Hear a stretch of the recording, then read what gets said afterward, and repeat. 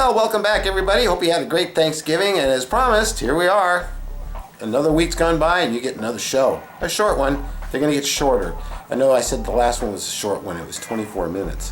But compared to the usual 49 to an hour, it was definitely shorter. So we're working on a new project this week, and that project is working with Colby to, he has one of the original tricorders from Next Generation, which he's completely retooled, made all new add-on parts to a mechanism that opens and closes perfectly and makes the sound.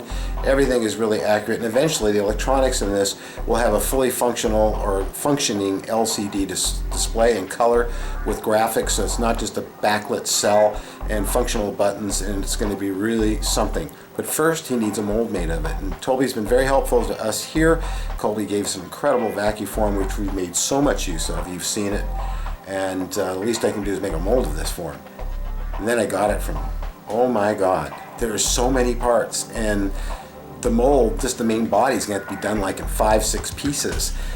So it's very complicated. I have never done a mold this complicated, and I'm working on it with Jim Wolf, our new intern.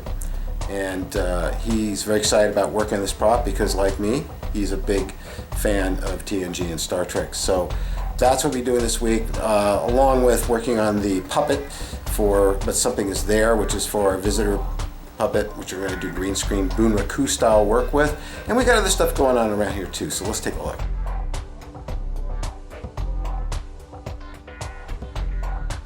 Okay, so Jim here is, well, now you can look at the camera.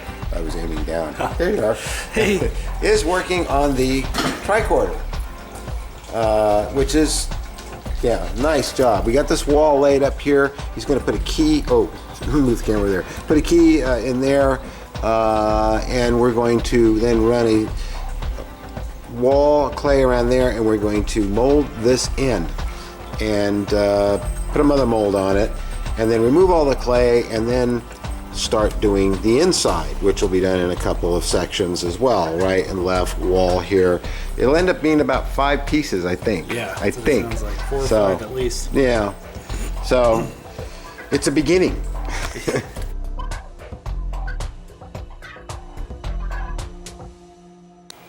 Okay, so here we go. We are getting the first part of the mold started here. Jim's not here today. I unbagged this from Wednesday because we were not here yesterday because it was Thanksgiving. And this still has to be flattened out a lot smoother and more of these keys put in around here. But this is going to be, this is another key here as well. This is going to be our first wall. This is taped up here, actually blocked off with a bit of styrene so it can't pass through. We will actually be opening up that hole later. And you can see the recesses here for the magnets that will hold in the medical tricorder probe instrument that fits in there, lays into the side like that. So we both have to have the inside of this part as well as the outside, and the same thing goes for the rest of the body, which is under here, under all this clay.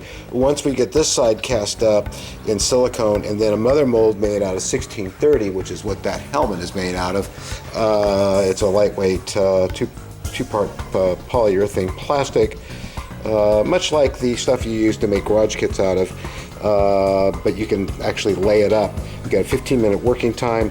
That'll make the jacket for this. Then we're going to remove all this clay, leave that part on there, Vaseline up the silicone, and then break up the other sections and start molding those bit by bit. So it's going to take a while to do all this. Jim's done a really good job so far. And over here we have the other parts of this, all which have to be molded. You recognize that, and again we need the back side and the front side, so these on all these molds, so these are going to be very tricky to do. Even these little parts here we might try to make just to see what we do, because these are the actual mechanism parts that Colby designed. The buttons, here's the this goes with the medical tricorder. All these pieces here he's made by hand, including this, and what's really quite remarkable is how without a lathe he got this so perfect. Really a good job, Colby. So this is our big project, and of course we've got a couple of original comm badges here too from the show that we're going to make molds of. So you know, because this is what the real things were like, not those real perfectly made ones, which are really nice that you can get now, but these are what they actually were. It's some of the original paint here. So you can see how it was black on the side. These were not.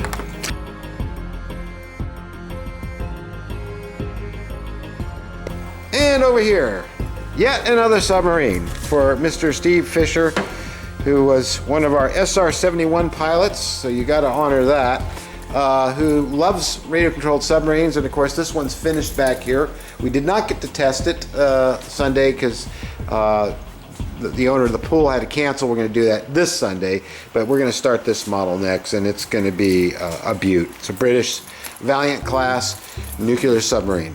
So that's what we're working on, and of course, you know, we have our puppet here, and Deadpool's under here, and he's, I can't get to him just yet. We've got our new sub, which is the Valiant class, which is a current boat being used by the British Navy. This is a beautiful boat. I just got all the appendages on it, and everything's moving the way it should. We're going to hook up the actual controls to it pretty soon. These are the dive planes here, the bow planes. And of course this one's done, and we're going to test this on Sunday, so you can see that video next week.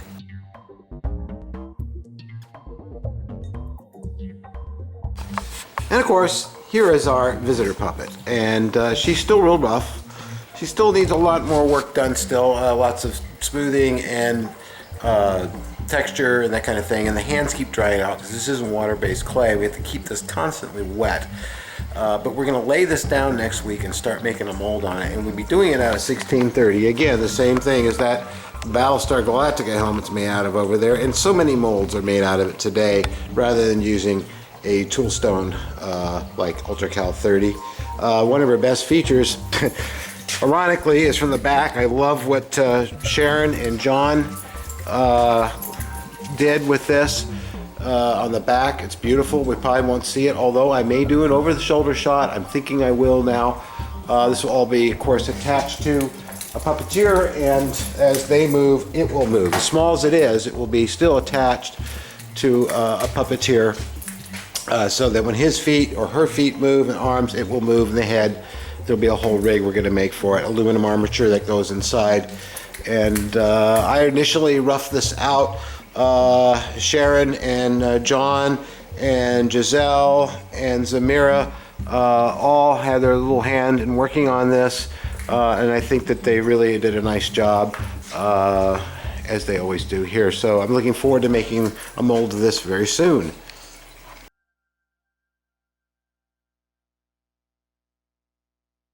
And Darla's just poured up rubber into her mass, and unfortunately we will not be able to open this today because it takes a while. We're going to let this build up for about an hour so it's nice and thick, and when she comes back on Friday she can pull it out and paint her first mask.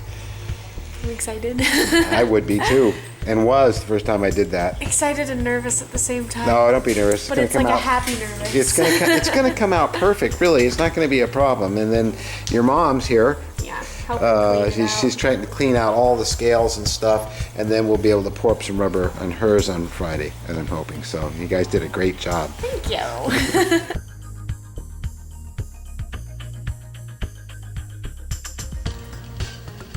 I almost forgot to tell you about another project we're going to do. Mary wanted her own radio-controlled sailboat, and she thought maybe she'd like a skipjack, which is an oyster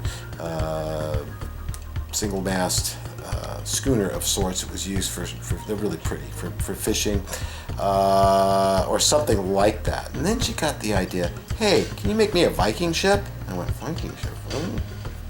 I looked at a bunch of videos, and it showed people that made them work with oars, you know, like that's the only way they sailed.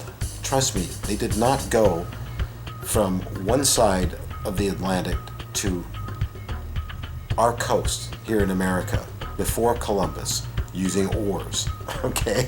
They used sails. That was a sailing ship. We know what the oars were used for. Used for maneuvering.